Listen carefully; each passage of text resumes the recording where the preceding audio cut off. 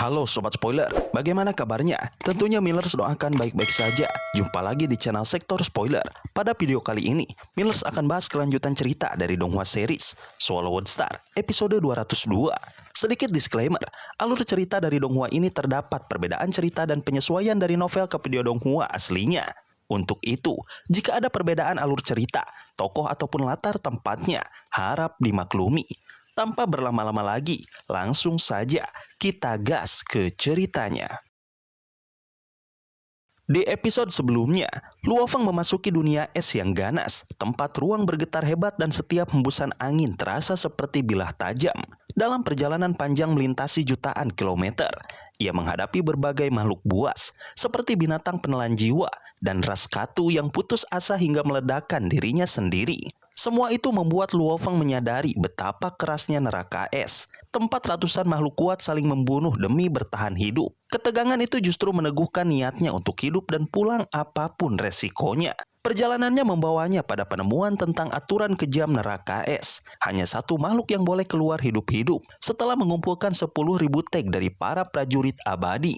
Ia juga mengetahui bahwa wilayah itu dipenuhi makhluk tingkat tinggi dan 5 kaisar tak terkalahkan yang menguasai seluruh penjuru. Untuk bersaing, Luo Feng bersembunyi dan berlatih ratusan tahun hingga menciptakan teknik baru yang sangat kuat. Dengan kemampuan itu, ia berhasil mengalahkan Kaisar Petir, salah satu makhluk terkuat di wilayah tersebut. Kemenangan itu menarik perhatian sosok paling menakutkan. Salah satu kaisar tertinggi yang aura kehadirannya dapat membekukan ruang. Ia datang untuk menuntut rahasia yang dibawa Luo Feng dari alam semesta virtual. Namun Luo Feng menolaknya dan berdiri tegak. Pengalaman menghadapi banyak musuh kuat membuatnya tidak gentar sedikit pun.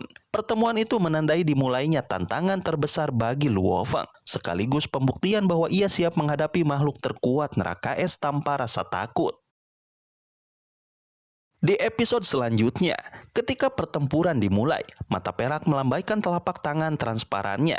Ruang di sekitar mereka berubah bentuk, seolah-olah ditarik oleh kekuatan tak terlihat. Luo Feng segera mengerahkan sayapnya dan memanggil 16 bola hitam, membentuk hantu dewa binatang yang menjadi salah satu teknik terkuatnya.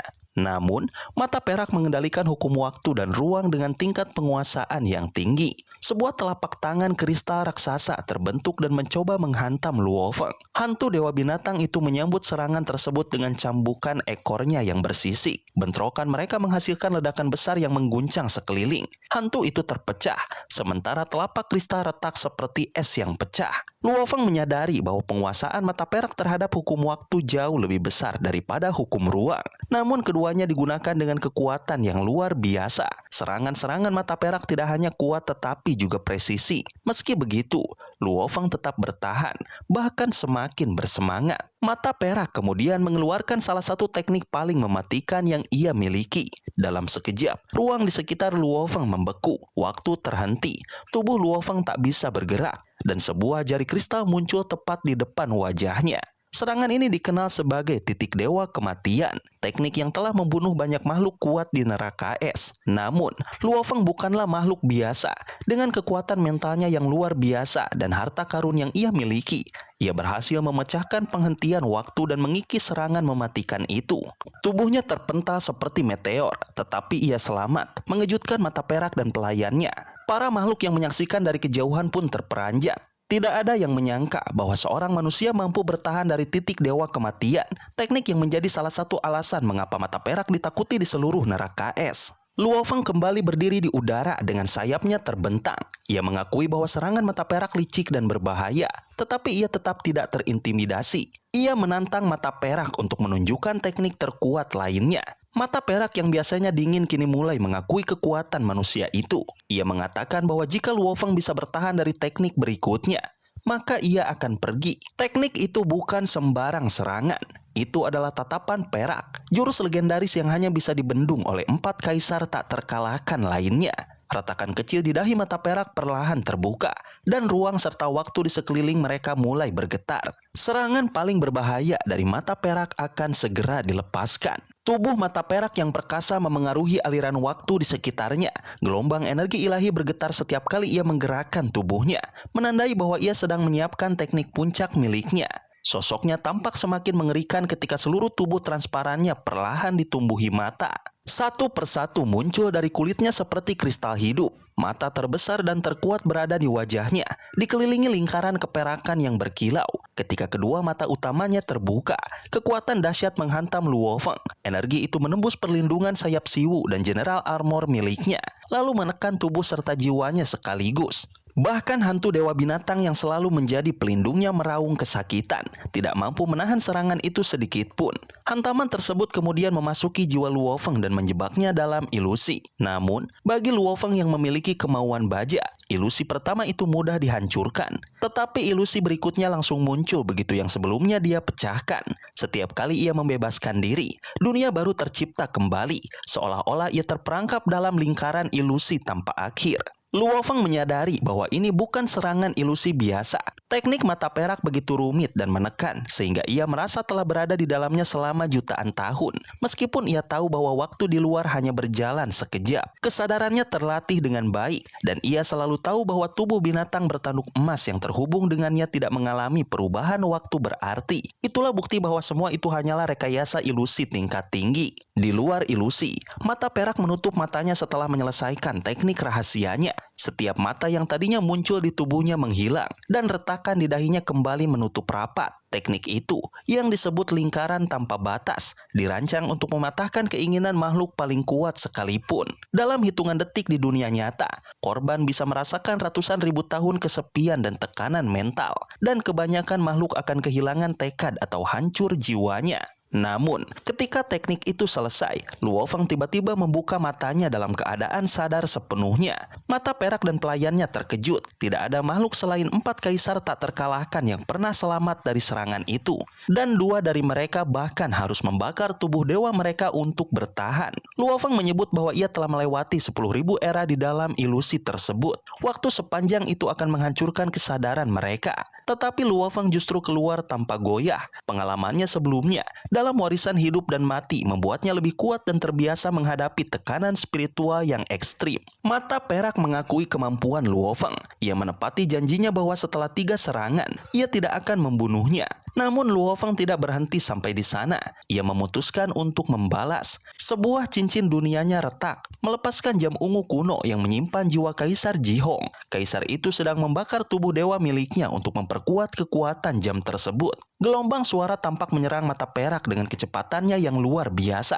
Dalam waktu yang sama, 8 bintang kecil yang dipenuhi racun Feimo melesat ke arah tubuh mata perak. Serangan itu mengenai sasaran tepat sebelum mata perak sempat menghindar. Tubuhnya retak dan mulai sembuh. Namun 8 bintang beracun itu sempat meresap dan mengiris tubuhnya sebelum kembali kepada Luo Feng. Setelah serangannya selesai, Luo Feng segera mengambil kembali Kaisar Jihong, mengibaskan sayapnya, dan melesat pergi dengan kecepatan yang tidak bisa disusul siapapun di neraka es. Pelayan mata perak merasa tuannya telah dipermainkan, tetapi mata perak hanya tersenyum tipis. Ia merasa bahwa janjinya telah ditepati, dan meskipun ia bisa menghentikan waktu, ia tahu ia tetap tidak bisa mengejar Luo Feng, manusia tercepat di neraka es. Di antara para saksi, pertempuran ini menjadi percakapan panas. Tidak ada yang menyangka bahwa seorang manusia bisa bertahan dari 3 teknik mematikan mata perak. Bahkan dari tatapan perak yang terkenal mustahil dilawan. Banyak makhluk mulai menyimpulkan bahwa Luo Feng kini layak mendapat peringkat ke-6. Makhluk terkuat setelah 5 kaisar tak terkalahkan. Di tempat persembunyian mereka, Luo Feng dan Kaisar Jihong kembali ke gua salju. Mereka menganalisis betapa luar biasanya kekuatan tubuh mata perak. Racun Feimo yang mampu membunuh kaisar manusia tak terkalahkan sekalipun, hanya meninggalkan luka kecil pada tubuh mata perak. Luo Feng kemudian memikirkan tawarannya kepada mata perak. Menukarkan sensor anonim dengan 1 harta. Ia tahu ini langkah berani, tetapi peluang mendapatkan harta berharga dengan harga murah bisa menjadi keuntungan besar. Dan meski ia tidak yakin apakah mata perak akan menerima tawaran itu, ia menilai peluangnya cukup besar. Pertempuran itu pun berakhir, tetapi gema kejadian besar tersebut menyebar ke seluruh neraka es, menandai lahirnya sosok manusia yang kini diakui sebagai salah satu makhluk terkuat di sana. 3 hari kemudian, di sebuah gunung es yang menjulang di wilayah utara neraka es, Kaisar Jihong berdiri menunduk hormat di kaki gunung. Di depannya ada sosok logam bertubuh kokoh, tubuh iblis milik Luo Feng. Luo Feng menggunakan tubuh ini untuk melakukan pertemuan, sementara tubuh aslinya bersembunyi aman di dalam cincin dunia. Dengan sedikit kesadaran yang ditanamkan pada tubuh logam itu, Luo Feng bisa mengendalikan percakapan tanpa mempertaruhkan tubuh aslinya. Mendaki gunung di bawah tekanan neraka es tidaklah mudah, tetapi ia terus menaiki bebatuan beku tersebut. Di tengah jalur pendakian, pelayan lapis baja hitam milik mata perak muncul dan menatap tubuh logam itu dengan marah. Tanpa banyak basa-basi, pelayan itu membawa Luo Feng menuju istana megah tempat mata perak berada. Sesampainya di dalam, tubuh logam Luo Feng langsung merasakan tekanan dahsyat aura mata perak. Penglihatannya menjadi kabur dan tubuh logam itu hampir hancur oleh kekuatan ilahi yang mengalir dari sosok tersebut. Mata perak pun mengurangi kekuatan yang dipancarkan tubuhnya. Negosiasi dimulai. Luo Feng menegaskan bahwa sensor anonim tidak bisa direbut begitu saja. Teknologi itu diawasi ketat oleh alam semesta virtual dan bisa mencabut akses kapan saja. Hanya keputusan Luo Feng yang menentukan apakah sensor itu bisa digunakan atau tidak. Mata perak meminta 3 sensor sebagai nilai tukar harta karunnya. Luo Feng menolak, ia hanya memiliki 2, dan satu-satunya yang bersedia ia berikan hanyalah 1. Menurutnya, bahkan 1 sensor sudah lebih dari cukup karena hanya mata peraklah yang membutuhkannya. Setelah negosiasi ketat, mata perak akhirnya mengalah dan menerima 1 sensor sebagai kesepakatan. Ia bahkan mengakui bahwa Luo Feng sangat licik dalam berunding, sedangkan Luo Feng menganggap mata perak serakah. Sensor diberikan. Setelah menerima perangkat kecil itu, mata perak langsung mencobanya. Luo Feng menjelaskan bahwa ia sudah membuat 80.000 akun tiruan sehingga mata perak bisa mempelajari alam semesta virtual tanpa resiko. Jika ingin terlihat sebagai manusia, ia bisa mengubah tubuhnya terlebih dahulu sebelum mengaktifkan pemindaian. Mata perak tampak senang ketika berhasil memasuki alam semesta virtual. Dunia digital yang ramai, penuh makhluk dari berbagai ras, terasa seperti hiburan baru setelah masa panjang yang ia habiskan dalam kesunyian neraka es. Baginya, sensor ini bahkan lebih berharga daripada harta. Sebagai balasan, ia melemparkan sebuah harta karun, sebuah kapak hijau tipis berkilau seperti batu giok. Luo Feng menerimanya dengan puas dan meninggalkan istana melalui teleportasi pelayan mata perak. Di dalam gua terpencil di wilayah timur, Luo Feng memeriksa kapak hijau tersebut. Ia hampir tidak percaya bahwa idenya untuk menukar sensor berhasil. Tetapi kini ia memiliki harta baru yang kekuatannya luar biasa. Keuntungan itu jauh lebih besar dibandingkan seluruh harta yang pernah ia kumpulkan di Menara Bintang. Setelah menyimpan kapak tersebut, Luo Feng masuk ke alam semesta virtual dan mulai berlatih. Di ruang latihan khusus, ia menatap hamparan bintang dan menyadari masih banyak langkah teknik rahasia yang belum ia sempurnakan. Teknik kebijakan bulan dan peta 10.000 bintang masih dalam tahap awal. Teknik 7 gerakan Ransen juga baru ia kuasai sampai bab kedua.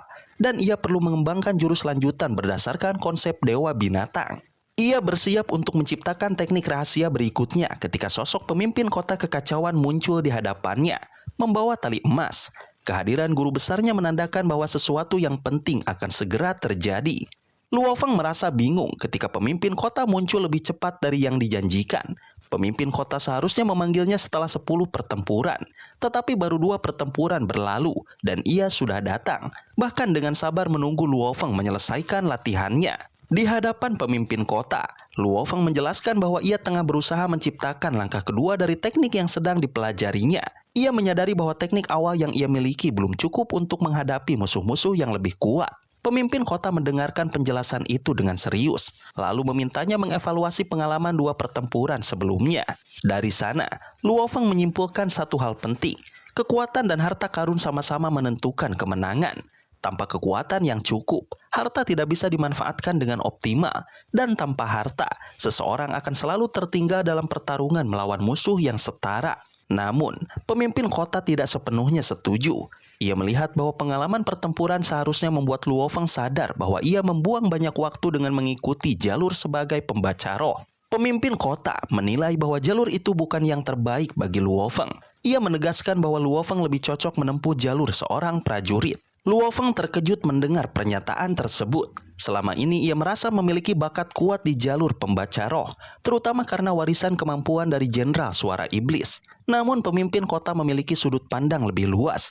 Ia menjelaskan bahwa Luo Feng bukan manusia biasa. Ia adalah prajurit hitam, makhluk dengan kecocokan genetik langka dengan gen Dewa Binatang. Status itu memberinya potensi untuk memperkuat gen tubuhnya hingga tingkat luar biasa.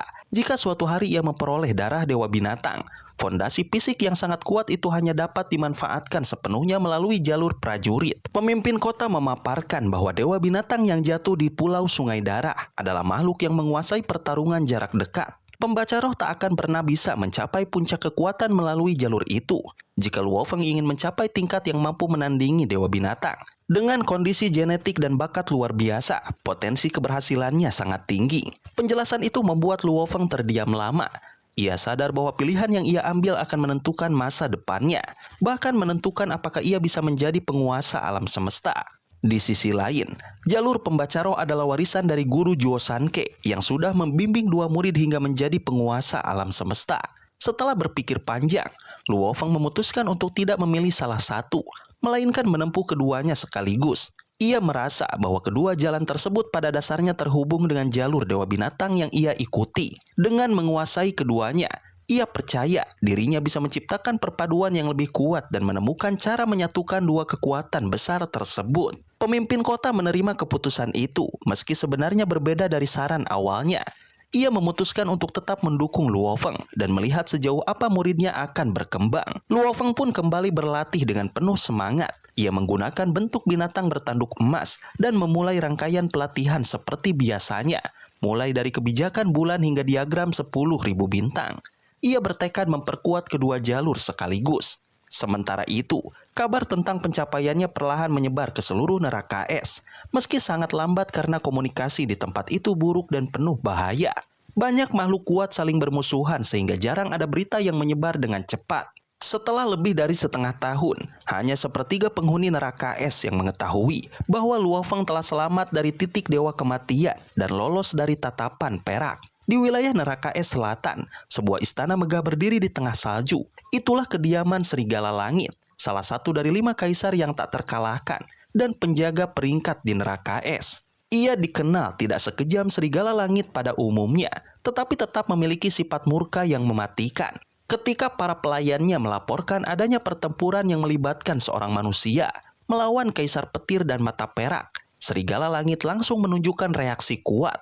Ia memerintahkan agar manusia itu segera ditemukan. Namun, para pelayan menjelaskan bahwa pertempuran tersebut sudah terjadi lebih dari setengah tahun lalu.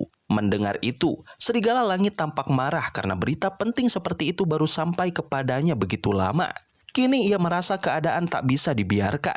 Dengan tubuh raksasa dan aura menggetarkan, ia berdiri di singgasananya sambil memancarkan kekuatan yang membuat seluruh pelayannya berlutut ketakutan. Sobat spoiler, itulah spoiler dari Donghua series Swallowed Star episode 202. Tentunya spoiler ini tidak akan sama persis dengan episode sesungguhnya. Maka dari itu, jika ada kesalahan dalam kata ataupun istilah, serta kekurangan atau kelebihan durasi, harap dimaklumi. Dan jangan lupa untuk mendukung channel ini lebih berkembang dengan cara like, share, dan subscribe, supaya kalian gak ketinggalan update terbaru dari channel ini. Terima kasih banyak sudah menonton video ini sampai akhir, Sobat Spoiler. Kritik dan saran positifnya silahkan di komentar.